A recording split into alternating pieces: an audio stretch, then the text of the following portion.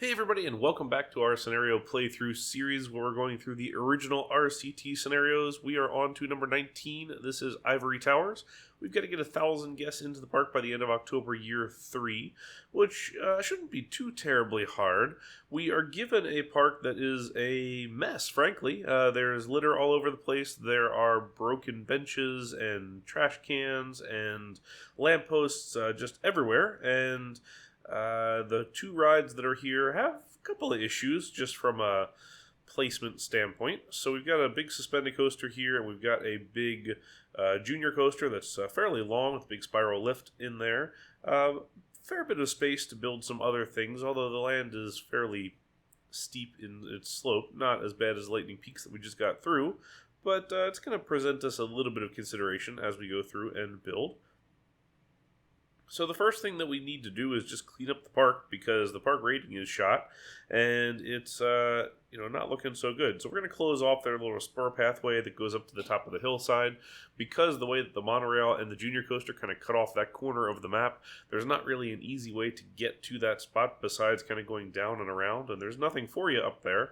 So all the guests are going to do is get up there and get stuck. So no sense in having it up there at the moment, so we're going to go ahead and just block that off. Also going to do a little bit of pathway rework here at the beginning. I also hired a number of handymen just to go through and start to clean up a little bit. We're going to let them clean up first, and then we'll fix all of the vandalism, because if we don't clean up first, then the vandalism will just happen again. So I'm going to start using this little lake right here and build ourselves a flat ride right here kind of in the corner. So we have some flat space there. There's really nothing else that we can put there, so we might as well conserve that area a little bit. Put a couple little seating niches in on the side. I also removed a section of the monorail, which you'll see me doing throughout the game as we try and kind of level that out a little bit. As you know, if you've watched any number of my playthrough videos, I really don't like doing height changes on transport rides, so especially monorails and railroads. So we are going to generally try and get it towards one height. Now granted, we have to go a little bit lower on the other side of the map because it goes over the water and the supports would be too high, but in the end we are going to level it out a fair bit more just to give it a bit of a smooth layout there, which I'm pretty happy with. Now we'll place our carousel kind of right here at what I kind of consider the kind of main plaza that we're going to build here in just a minute. So now the pathways are clean enough that we can go through and replace all of the vandal stuff. So let's get rid of all of that. Of course, we could also cheat and do the one-click on the cheats menu, but we are trying to play this at least fairly straight. So we're going to go ahead and do this all manually, and I'm also going to let go of all those handymen that I hired earlier because I don't need to be paying for a staff of that many handymen because it just really doesn't need it. I mean, typically when I start one of these scenarios, I hire one handyman and one mechanic, and usually that gets me at least through half of the game before we really start making money because I just don't think it's worth the spend. So it's worked for me generally. Your mileage may vary, but in general, I find that it doesn't do too much as long as you're not building coasters that are going to get everybody sick all the time. So at least that's the goal anyway. I'm going to do a little bit of landscape modification here to get ourselves a bit of a flat plaza, and I'm going to move around the pathway just a little bit. You can see here I'm setting up to build myself another little plaza here that is surrounded by hedges and kind of a larger plaza around that just to do some pathway placemaking because of the RCT1 limitations. And I realize that this is not as much of a limitation because we're playing this in Open RCT2, but we don't do double wide paths or triple wide or anything wider than a single wide pathway. But if we split it up with a fence, we can definitely do that. And so that's what I'm kind of trying to do there and make that plaza feel a little bit larger. Now I'm going to rework the monorail here just a little bit to kind of meander it around a little bit. So instead of going kind of straight to the point on any of these sections, I am going to add some bits of curves in here just to make it a little more aesthetically pleasing. So here I'm connecting up some of those different areas. Drop down our land on the side here so we can place in a few different food stalls. Can't forget that because they do make good money for us. So now we can go through and start to modify our first coaster. So I debated whether I wanted to build something else first or if I wanted to get this one out of the way and kind of adjust, but I figured what I needed to do was kind of get this one to be a little bit better on the stat department so that I didn't have guests getting sick and trashing the place again. So we are going to try and rebuild this in the general spirit of the original layout, so having our kind of first drop here with the turn over the water a la Big Bad Wolf, and generally follow a similar type layout across the rest of the map. Now, we lowered the overall height because we really didn't need that height as it currently stands. So I went ahead and lowered the whole thing, did a bit of a curving drop into the straight drop to give it a little bit of turn or swinging to the trains. So we are now kind of trying to rebuild this section of the coaster layout. I wanted to keep this helix, or at least semi-helix, out over the water here just because it was a good homage to the original. I am running into a couple of issues with the pathway there, so temporarily we've routed a pathway over top of the water. I would never actually build a pathway right on the water like that, but we're going to do what we can here to get that out of the way, build the coaster, and then we'll figure out where it goes after that. So one of the other issues with this one originally is that we had 2 lift hills, and that's not out of the question for a suspended coaster. Ninja at Six Flags Magic Mountain, for example, still has that, and Vampire at Chessington, and even Big Bad Wolf had that too. But in general, we've got the speed to get back to the end, but we have this kind of mountain in the way. So we're going to basically slice through it because I want my brake run to be generally at the same height as our station. So what we're going to do is go through and carve out a little bit of this mountain. We're going to get one final drop down by the water here before we jump up and then get into the brake run. And in general, I think the layout's not too bad. It's taking a few liberties with the original layout, but at the very least, it kind of sort of looks like the same thing and generally follows the same path. This also has another excuse for us to modify the monorail again, just because we need to get it out of the way.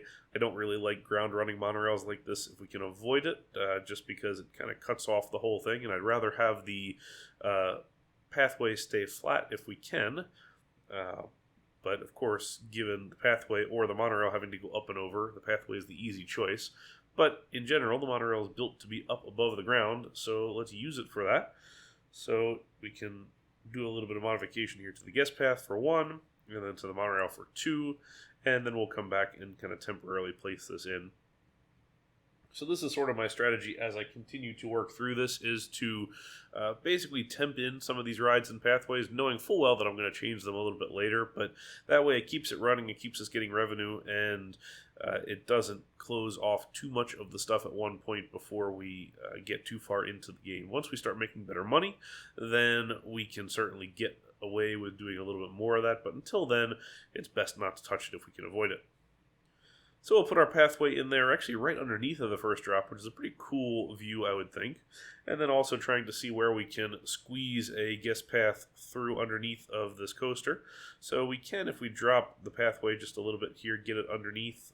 So we'll do that for a couple of tiles here, build back up our wall against the water here, and then that's just a little bit of a pit there. We just have to make sure there's some pumps in there to pump out the lake water if it rains. But in general, I think that one looks pretty good, and it doesn't modify it too much from where it was initially. There's a couple of little vandalism pieces there that we still needed to fix. But now we can come back through and start to finish up our landscaping here and clean this up just a little bit. We're not going to do all of it just yet, although we are going to smooth a little bit. There's definitely a balance to be had about how much money you want to spend on doing landscape modifications, especially early on. So in general, I'm going to take the choice to do landscape mods that are required, like for the coaster just to fit, and then the cleanup type landscaping is going to happen towards the end of the scenario once we have money and once we have time, because really landscaping modifications get you nowhere in terms of attendance. It's really all about the rides. So in general, we're going to get doing what we need to do and then make it look good a little bit later. So it's a little bit of a trust the process kind of situation, and kind of throw it in there and build it with an idea of kind of how it's going to land, but then come back through a little bit later and finish it up. So I thought this place right here in the corner of this pathway could be a really nice place to nestle in a launch tower, and it also sort of helps explain the suspended coaster there, where we have that sort of interesting slalom of corners wrapping around underneath that first drop. So by placing the S&S tower there, it's kind of a neat little spot for that thrill ride to be in, and it gives some cool rider interaction between both the ride and the coaster. So we can kind of squeeze that whole thing in there too. I thought I'd also go for a little bit different of a paint scheme here and do this red and white checkered thing. The coaster itself is named Hurricane. I think we changed the name to Hurricane Category 5. So then we changed the name of the shot tower here to the Lighthouse. So we get a sort of vaguely nautical theme in pretty much name only. There's not too much else that's causing that to be the case.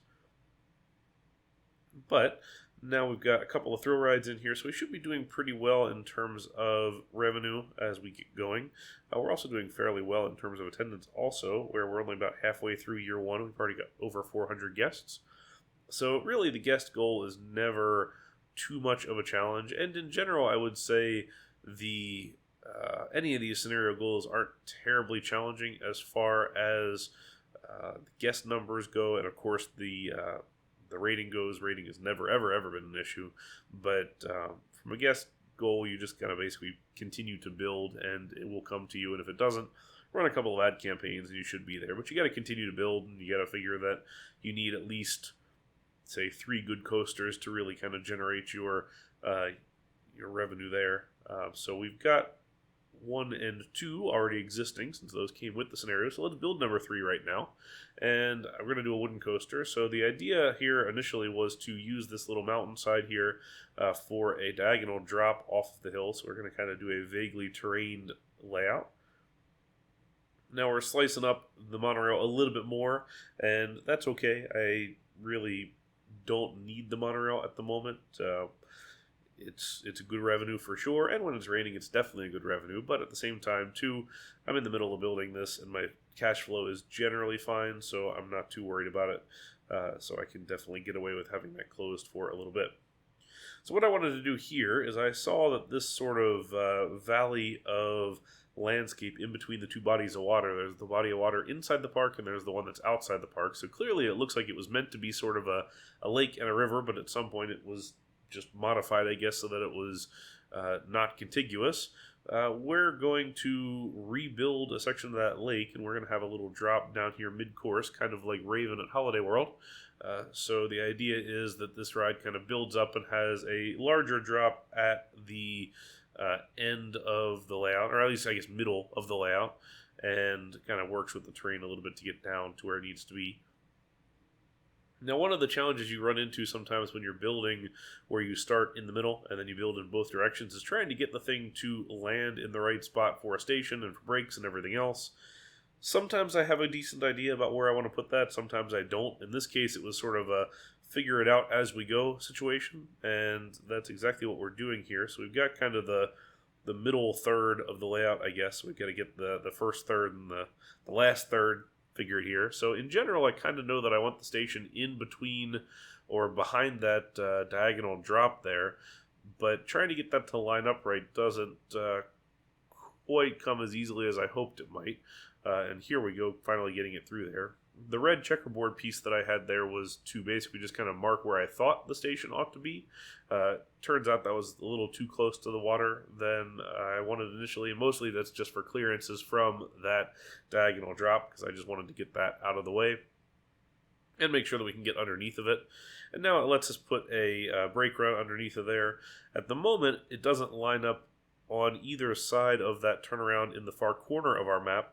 Ideally, you want it either on the outside or on the inside, so you can nest the thing in between. We either nest it on the outside or on the inside. But we will cross that bridge when we get to it. So now it's just trying to figure out where the return run goes, because it's not long enough for us to close it out yet. We could very easily just come into the brakes right now, but it makes sense not to do that because we want at least a decent layout on this side. So initially I thought, why not come across this way and then cross over the drop? But then at the same time, it's going to really obscure the overall drop. So what I thought too is maybe we can go ahead and nest that section here, do another turnaround here, and then kind of come back so we have a parallel 3 tracks here in a row. and then cross over our outrun here, and then come into the brakes that way. So we're going to come up, do this little kind of S-bend of corners, small corner into a diving corner. I don't like the small corner up there into the bigger diving corner because it just feels out of proportion. Granted, I'd rather have it that way than the opposite way. So you're going to see here in a few shots I'm going to try and do a larger corner up there, but in the end it never really worked out. But I don't like this angle mostly. When you turn the other angle, it looks a little bit better at least. But what I am doing right now is going back and putting another flat piece here so that I can get this diagonal brake run to align right next to the hill that climbs over top of it. So in general, when you do wooden coasters, you want to try and think of the bents, which are the perpendicular structural support pieces of the ride. You want to think of those in parallel because it's easier just to widen the bent and have it hold two sections of track than you would otherwise. So here you can see the bit where I'm trying to change up that corner a little bit, but in the end it didn't quite work out. But anyway, you want to be parallel when you can on wooden coasters, just because it makes a little bit of sense and kind of looks good too, in my opinion. And here's one more shot of it because I wasn't quite satisfied with it. And finally, third time's a charm, I convinced myself that it wasn't going to happen, so we let it go as it currently stands. But here's our layout, and I'm pretty happy with it, I think. So this feels like a bit of a CCI type layout. Kind of reminds me a little bit of Medusa at Six Flags Mexico before it was RMC'd, where it has the drop kind of nested into some of the out and return runs a little bit later on, and a little bit of combo of Raven from Holiday World in there, like we already said. So now we've got the station in there. We've got to get a pathway to it, which is a little bit challenging. We can kind of go in two different directions. We can go over kind of behind the brake run, or we can go kind of through the coaster itself, which is what we're going to end up doing once we settle this out just a little bit. You can see initially I went underneath the brake run because that seemed like the easiest thing to do. And there it's already connected. So it does work, but kind of creates this weird sort of dead ends deal. But if we want to make this a little more accessible from the main path, it makes sense for us to come straight into the main path if possible.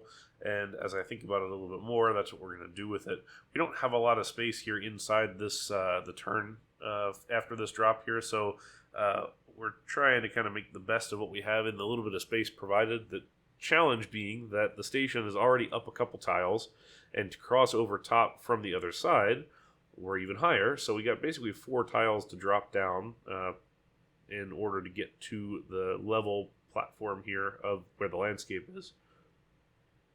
So one of the things that I did is change the location. So if we put the exit over here, I can pretty easily connect up to this little plaza that I built. And now it lets me get overhead on the queue, and we can wrap the queue around, get rid of that other connecting pathway here, and now we can turn this whole area into a plaza that hosts both the exit and the entrance, which is good because you want your entrance and your exit close together. Also have a little bit of a flat bit in that queue so we don't have a long section of sloped pathway.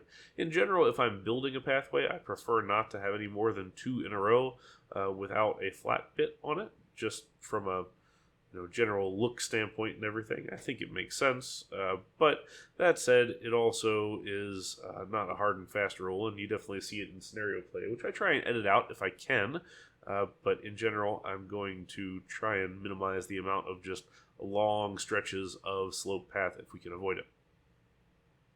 So now I'm looking at kind of rerouting this bridge that we had initially, just because it didn't line up quite as nicely as I wanted it to in the area here. We will pause that so we don't drown those folks, although I did send some folks to the void earlier when we were building the exit for the shot tower, so we'll send those folks a gift basket, or at least their families.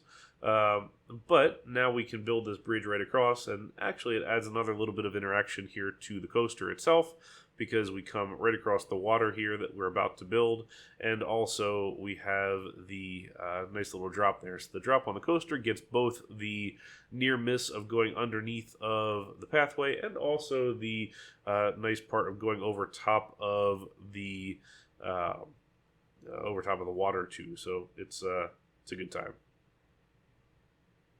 This also lets us make the right decision here to have moved the monorail off to the side. This is about as high as the monorail goes, so you can see I couldn't actually push the water quite as far as I wanted to because the supports are at their maximum over on that side. And we could have dropped it down, but I wanted to keep that general height more or less the same. But now we can clean this up a little bit, add in some trees and some bushes and all that kind of fun stuff, and just clean up the whole thing a little bit. Now we can also lower this down and come across and go around the wooden coaster, since there wasn't really a way to go through the thing. So I think that works well enough. Now we do need to do a little bit of elevation change here. So we're going to demolish the boat hire and raise up the land here, which actually makes a decent little plaza to begin with for the wooden coaster, because it is sort of an odd thing where it just kind of spurs off right underneath the wooden coaster supports. Ideally, we would have a little bit of a gap there so it was more of a visual, so you can actually see that pathway before you're right up on top of it. It's a little bit of a challenge from a wayfinding standpoint. But now we can kind of weave our space through here. And it's a good thing that we didn't do that larger corner on the wooden coaster, because now we've got a space that we can thread our monorail through. So it squeezes very nicely here in between the suspended coaster and the wooden coaster. So that works quite nicely. And now we can connect it up to where we had it before, but not without going around the shot tower in the other direction. So while we're at the interaction, we might as well push it to the max. And amazingly, the clearances work just perfectly, so we can kind of line this up right. It feels like in some of these situations, when the clearances line up this well, you're just best not to argue with it, because, hey, it works out nice and it looks good, and just don't ask questions, just go with it. So that's what we're going to do. And now we've got a monorail that lines up pretty well, except for our interaction here to the suspended coaster. We're going to have to do a little bit of modification there here shortly, but for now I'm going to call that a day. I am going to block off that upper area there around the wooden coaster, since we got rid of that station on the monorail. In the end, we're going to go down to just a single station monorail. This park's not very big. We don't need a transport ride to get people to the back of the park. They can walk there just fine. So the monorail is going to become purely a scenic thing in the end. Now we can put back our boat hire and get ourselves a nice little angled plaza here, which is nice. Get some fencing in here and just kind of clean up this area as a whole. Also, that little center square is either begging for a monument, a fountain, or a food stall. So we're going to do the scary cotton candy face guy. Put some more fencing here around the supports for the wooden coaster, and there we go. Take a quick look around the park, and everything is looking pretty good. I am going to go through here and clean up a little bit of this just to smooth out the landscape. We're making pretty good money now, so I don't have to worry too hard about funding, so I don't mind spending a little bit more for the pleasure of cleaning this up just a bit and making it feel slightly more natural. We do have some guests getting sick, because it is a little bit of an intense wooden coaster, because there's a couple of higher speed drops there, but in general it's okay.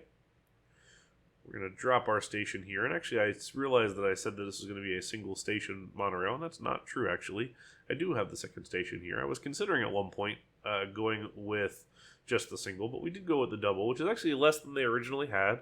Originally the ride had 3 stations, I believe, which again, way too much for the size of this park. 2 stations works. You don't even need 2 stations really, as I said earlier, but we're going to roll with it. So I am going to drop down out of this station, or I guess coming into that station, because we're going the opposite direction. But the reason that I'm doing that is because when we get to the other side over here where we have to cross the water, it needs to be at this height or lower in order to have the tall enough supports to get across the lake. And I didn't want to raise up the landscape and kind of ruin that overall look. So we just went with it and lowered it down by 2 spots there. I can deal with it on occasion where we have the kind of one-off adjustments like that as necessary. But now it's time to deal with this kind of ugly pathway around the suspended coaster, so we're going to go ahead and reroute it back around through this little valley like we had initially. Because if you recall right, this was the temporary pathway that goes up and over the suspended coaster. So we're going to do that, fix that up a little bit, and put it in the right spot. And that frees up that kind of top of the mount here for a couple of rides. First one being the swinging inverter ship. So this one allows us to kind of put a kind of icon piece at the end of this little 2x3, or I guess 4x5 plaza that we have right here. So it's a little bit larger of a space than we would typically would. And this almost, for me, usually is sort of a midway kind of thing where we'd put a Ferris wheel at the end for something. Because usually this, as a 4 across midway or plaza, helps us use that 4 across Ferris wheel to make a little iconic element at the end. But in this instance, we're going to do the swinging ship because it looks like a better choice there. We'll put the Ferris wheel elsewhere later on. Secondly, we're going to drop the top spin in here because we need these thrill rides. These are really going to help us get the guest gap, soft guest gap, up to where we need it to be so we can still get all those guests through the gate. And we can do a little bit of pathway modification here underneath of the lift hill. Again, more ride interaction, making sure that we are putting the pathway in locations where it's not going to eliminate supports on the ride. Even though they're a visual thing only and they really have no effect on the actual operation of the thing, you just don't want your ride to be fully unsupported for a long stretch. It just doesn't look good. So that's what we're going to do here, and make sure that we maintain all those. Put some nice little fencing in there to keep the guests on the path, and change our plaza pathway there, and about to call it a day. So the last ride that we're going to do here in today's time lapse is a log flume. So looking at a couple of spots here for where we could put it, and naturally this valley here on the side here ended up being the choice. So what I'm going to do is go ahead and delete a longer section of this monorail here so we can get rid of that station, and also let us sort of realign this whole thing so it comes together very nicely. But we are going to keep the station queue and the exit because why not put ourselves a log flume station right here? This is one of the rare instances where I'm going to start with the station. However, I already had in my head where I wanted the drop and the runout to be, which is right here. Runout was a little bit small initially, so we extended it up a little bit, but we've got that natural hillside, so we keep the ride fairly low to the ground the whole time. And now we can use this valley right here to meander this whole thing around, have a little bit of a drop here, and this is going to be one of those where we're going to have 2 drops on the ride. So we'll have our lift hill, and there's a little mini drop there. I'm not really even counting that one, but we'll have our lift hill here wrapping around to another drop. And then we'll wind around again and get back to the station. So I'm building backwards on this one just because it made the most sense at the time to kind of start with the big drop and then kind of work our way to that position. So sometimes it's easier to build backwards than it is forwards. And that's why RCT's Coaster Builder is my favorite coaster builder among like Parkitect and Planet Coaster and all that kind of stuff. Certainly those are more powerful, but the ability to build backwards and kind of start and stop wherever you want really makes a difference. And I'm fully aware that's because of the limited pieces that we have on this. But as we get more pieces from some of the great mods like X7 and some of the work that Mix is doing, it really still increases the variety of what we can do, even despite the limited amount of pieces. So big ups to those guys. Definitely appreciate the continued innovation. So here we go now, starting from the entrance and kind of building back around. Effectively, we just built a 2-loop thing here. So we've gone up, turn around, come back with a drop, turn around again, go up the second lift hill, and then have our little drop into our final large drop. So that lets us get through here and do a bit of a tunnel here in the middle. And we can put some trees and bushes and stuff around the whole thing here too. One of the things I will have to do here is move our station just a little bit to get our entrance hut in there around the monorail, just because the monorail is in the way.